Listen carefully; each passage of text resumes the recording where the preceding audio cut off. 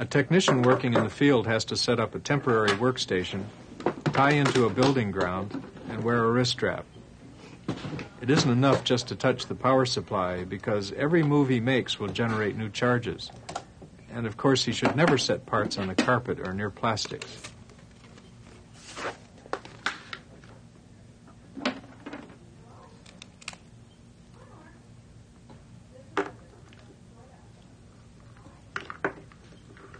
Okay, let's see if you can answer some more questions.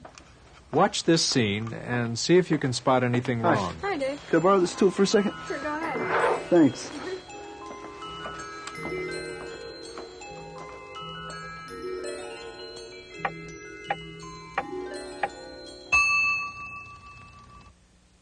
Did you see anything wrong? Let's look again. The tech walks up wearing a synthetic Hi, jacket, Dave. Can I borrow this probably tool for a loaded second? with static. He doesn't touch a thing, but when he reaches across to get the tool, his jacket almost touches the work on the bench. And that could be enough to hurt the board. Try this one.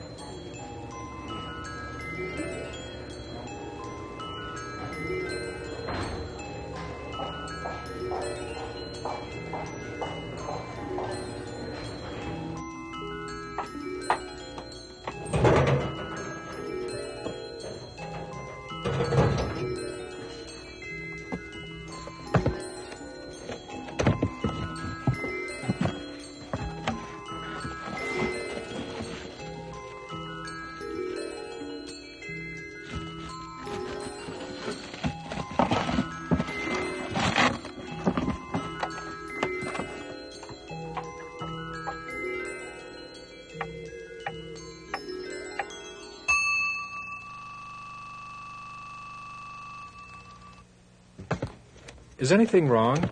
Take a look. The saleswoman is bristling with static. She opens the box to see if it's the right part, and when she does, she risks zapping it. She should put on a wrist strap before opening it.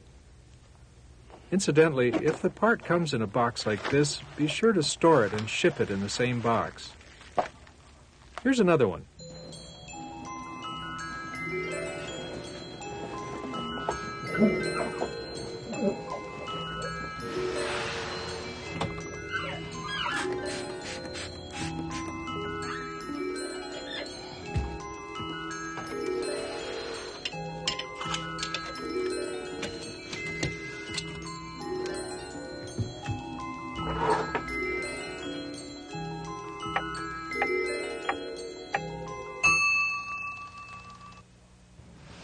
What's the problem? He has anti-static carpet on the bench, and he's just sprayed it. Now, the carpet won't spark to the board he's working on, but it isn't grounded, and the technician isn't grounded either. As soon as he generates enough static, it'll discharge to the nearest conductor, probably the board. I'm sorry to say, all those lovely carpeted benches really have to go. Another problem is that the board was left out in the open. Air is a major generator of static. Think about that the next time you see lightning. And the board should not be bathed in open circulating air any longer than necessary. When you're through working on a board, or when you're through for the day, put the board you're working on in a shielded bag. Try another one.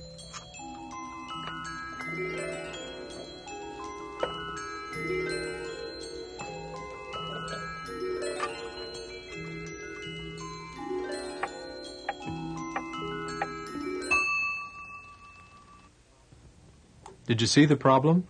She's grounded. All looks good. But what's this? Non-conductive plastic bins? If they've been sitting here, they're probably neutral, but once a bin has been slid out, it can have a charge, and the parts in it could be damaged. Another problem is her hair. Her body is grounded by the wrist strap, but her hair is a non-conductor. Depending on how hard and how recently she brushed it, her hair is easily capable of damaging the piece she's working on. Try this one. Gina, this is our service area. Here comes the boss with a visitor. And I'd like to show you some of the equipment that we have. This is one of our logic boards right here. And as you can see, it's very complex with the memory and the microprocessors on it. Get a good feel for it, okay? I'll just place that down there. Let me take you over here and show you over here, okay?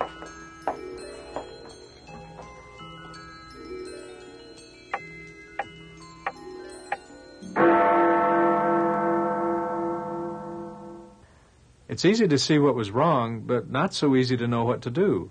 Very complex. The boss was ungrounded, as was the visitor. Neither had any business touching the board, but what's the technician supposed to do? That's a tough one. He sure can't embarrass the boss in front of a visitor. He could wait until the boss is gone and then trash the board. After all, you have to assume that any board handled like that is at least wounded and in ways you may not be able to discover before it gets back to the customer.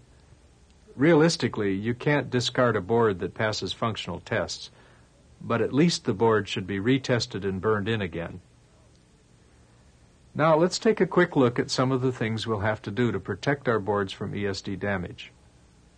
Technicians will have to adapt to grounded workstations and get used to wearing straps.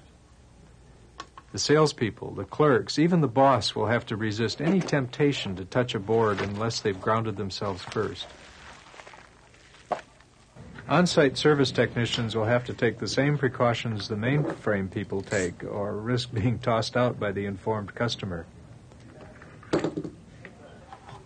And since some computers have open tops and peripheral cards, even end users will have to be taught proper grounding techniques at the time of sale. Grounding to the chassis isn't as good as grounding to a good earth ground, but it's a lot better than not grounding at all. Just be sure the unit is plugged in and turned off. End users will need to know how to handle sensitive parts.